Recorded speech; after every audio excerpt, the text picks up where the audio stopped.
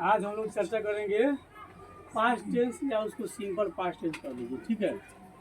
Simple का मतलब साधारण होता है, सामान्य। सामान्य वर्तमान काल भी हो सकता है, वर्तमान काल भी हो सकता है, उसमें कोई विशेष डिफरेंस नहीं है, ठीक है। तो पास्ट टेंस पर हमारी चर्चा होगी। पिछले बार हम लोग चर्चा किए थे कि पास्ट का मतलब होता है बीता हुआ, ठीक है। बीते हुए वक्त को भूत कहा जाता है, जो समय बीत गया, ठीक है। जो भी वस्तु समाप्त हो गया ना उसको कहता है बीत गया। नहीं, बीते हुए वक्त को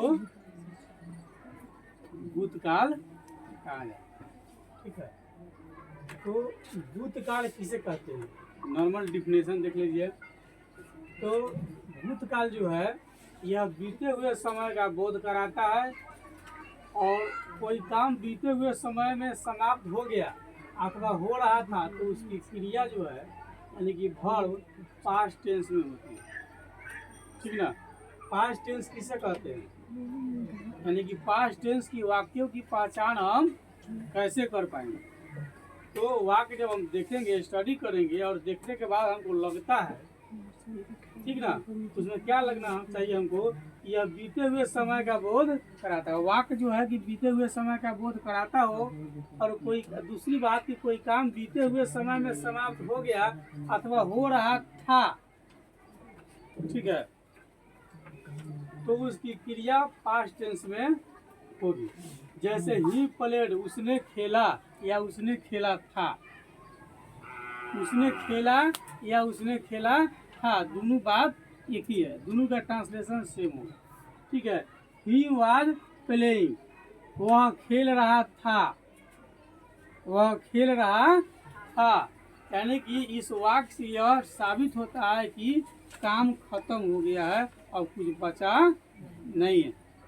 नहीं, जैसे कोई कहता कहे कि हम लोग पहुँचे तब तक जो है मर गया था ना, या बीत गए थे तो बात खत्म हो गया।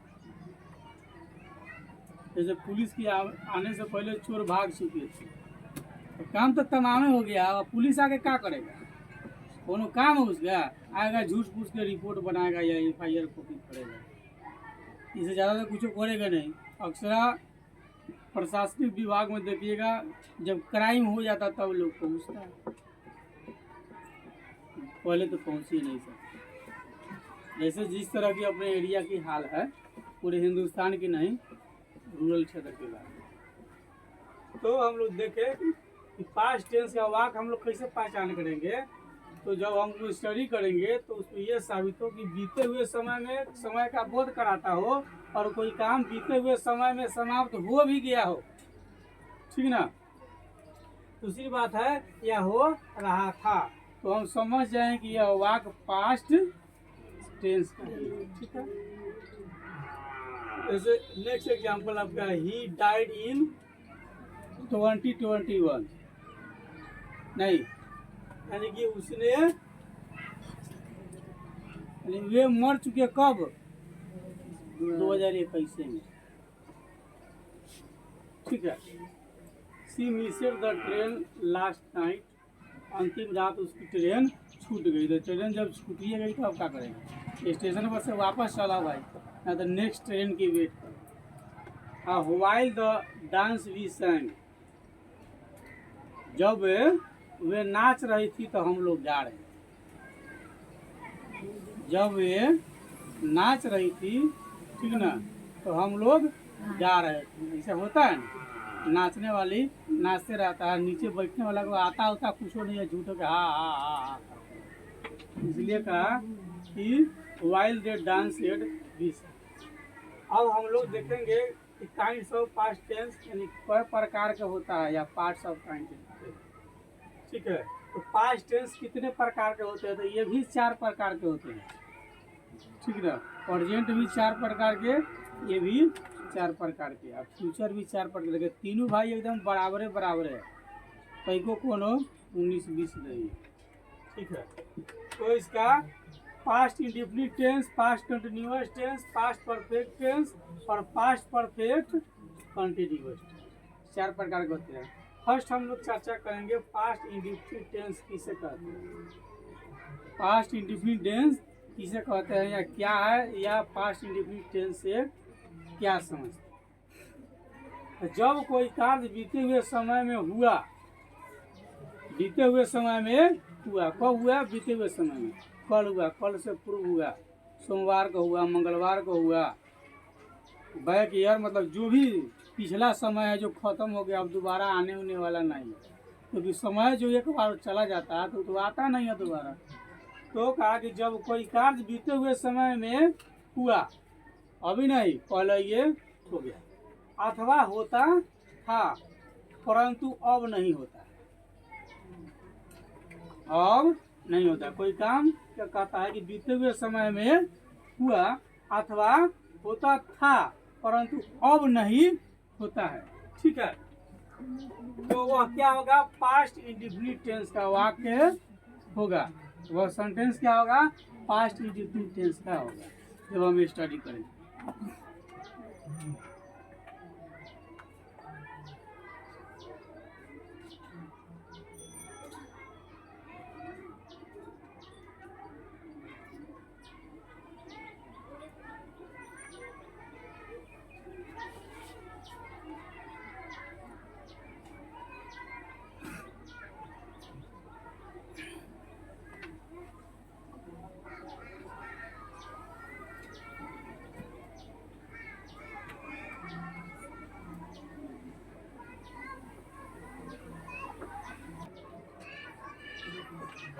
ठीक है, तो पास्ट इंडेफिनिट टेंस की हम लोग जो देख रहे हैं मतलब किसे कहते हैं, ठीक है, पहचान बाद में देखेंगे।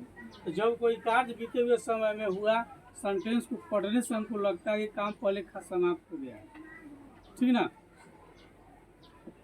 जैसे रमेश के जगने से पहले चोर जो है सामान चोरी करके चला गया था, तो बात खत्म हो गया। अब जब के क्या करोगे? चोर को खोजो नहीं। तो स्टडी करने वाक्य में हमको ये लग जाता है, अगर लग जाए कि नहीं काम खत्म हो गया है, तो वह पास्ट में पहचान कैसे करेंगे हम उसकी? ठीक है, एक तो यहाँ से हमको अनुभव हो जाए कि काम खत्म हो गया है, हालांकि अनुभव हो ही जाना चाहिए कि खत्म हो गया। मैं पढ़ता हूँ, मैं पढ़ रहा हूँ नहीं, मैं पढ़ता था ना, मैं पढ़ रहा था, जैसे था थे आएगा तो लगेगा खत्म। था जिंदा में न रहता है, मरने के बाद ना। अब किसी के पिताजी जिंदा हो और कहे ना मेरे पिताजी थे, तो यहाँ दो को समस्या हो जाएगा। या तो मर गया ना, एक पिताजी के रहते दूसरे पिताजी अरेंज हो गया था, वो पिताजी थे, दो को समस्या क्रिएट कर देगा। तो था जब ये आता है तो समझिए कि काम अब बचल उचल नहीं है, खत्म। तो पहचान जब हिंदी वाक्य क्रिया के अंत में धातु लगा रहेगा और आ ए दीर्घई या प्लस था थी थे इत्यादि लगे हो, तो वाक्य जो है आपका पास्ट इंडेफिनिट टेंस का होगा, ठीक ना। जैसे इसमें दिया है कि आ ए, ठीक ना, और क्या है? दीर्घई था थे थी। जैसे मैंने खाया, आ गया। हम लोग स्कूल गए, ये आ गया। वह गई, वह स्कूल गई, हो गया। और इसमें हम लोग मतलब खाया और खाया था, गए गए थे, गई गई थी, ट्रांसलेशन समान होगा, इधर उधर चेंज नहीं होगा, यानी कि अनुवाद परफेक्ट होगा। और वाक्य की बनावट कैसे करेंगे? सबसे पहले हम सब्जेक्ट, तब क्या करेंगे? वर्ब का दूसरा रूप हम लेंगे, वर्ब का दूसरा रूप। जैसे ईट, ईट का ईटू कथी हो जाएगा? ईट है, ठीक ना।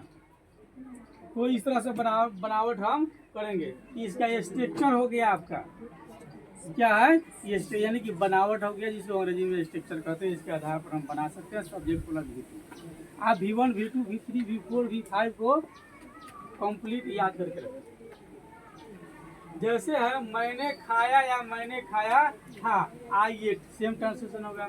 सीता आई या सीता आई थी, सेम ट्रांसलेशन होगा। सीता केम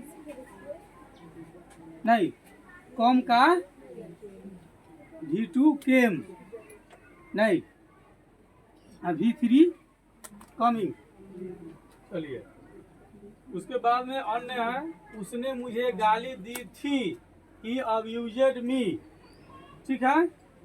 या उसने मुझे गाली दी तो ही अब्यूज्ड मी, या उसने मुझे गाली दी थी तो ही अब्यूज्ड मी। दशरथ अयोध्या में राज करते थे, दशरथ रेजनेड ओवर अयोध्या, मतलब पूरी अयोध्या पर राज करते थे, इसलिए ओवर अयोध्या। जब बच्चे खेल रहे थे, माँ खाना बना रही थी चाहे पका रही थी, while children played the mother cooked, cooked माने होता है भोजन पकाना, खाना पकाना इत्यादि। अब प्रेजेंट इंडेफिनिट टेंस के वाक्यों को नेगेटिव सेंटेंस जब बनाना होगा, इसका सारा सिस्टम चेंज हो जाएगा, पहले वाला बदल जाएगा, पहले का बदल जाएगा, इसका वर्ब का रूप भी बदल जाएगा। देखिए सभी पर्सन के कर्ता के साथ जो है, कर्ता यानी कि सब्जेक्ट के साथ सहायक क्रिया, इसको अंग्रेजी में कह लीजिए ऑक्सिलरी वर्ब, सहायक क्रिया, या इसको कह लीजिए ऑक्सिलरी वर्ब डिड लगाना होगा। जितना जो भी पर्सन होगा ना, सभी पर्सन के सब्जेक्ट के साथ हम ऑक्सिलरी वर्ब यानी कि सहायक क्रिया डिड लगावेंगे, उसके बाद नॉट शब्द लगावेंगे, और उसके बाद मुख्य क्रिया को हम अंग्रेजी में प्रिंसिपल वर्ब कहते हैं। मुख्य क्रिया को अंग्रेजी में क्या कहते हैं? प्रिंसिपल वर्ब कहते हैं। तो उसके बाद मुख्य क्रिया को वास्तविक रूप में अर्थात प्रेजेंट टेंस के रूप में रखेंगे। प्रेजेंट टेंस के रूप और प्रिंसिपल वर्ब दोनों जो है एकदम सगे है, दोनों में कोई डिफरेंस नहीं है। जैसे सब्जेक्ट प्लस डीड नॉट, चाहे did plus not plus V1 कर लीजिए, या आप कह लीजिए कि subject plus did not plus V1, या subject plus did plus not plus V1, दोनों बात एक ही है।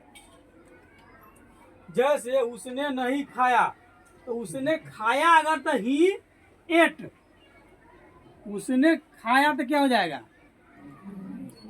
जैसे यहाँ हम लोग देख लीजिए, मैंने खाया आई एट, और उसने खाया तो ही एट, और उसने नहीं खाया तो he did not eat, V1 में आ गया, ठीक है। यहाँ मैंने खाया था आई ईट, और मैंने नहीं खाया था आई डिड नॉट ईट, ये V2 V1 में चेंज होकर के चला आएगा। हम लोगों ने स्कूल नहीं गए, गए नहीं, या गया, we did not go to. तो इसके जो है पॉजिटिव सेंटेंस में और नेगेटिव सेंटेंस में अंतर है। पॉजिटिव का structure subject plus V2, negative का structure subject plus did not plus V1। इसके V2 और V1 को कंप्लीट रखिएगा, नहीं तो ट्रांसलेशन बनाने में दिक्कत, ठीक है।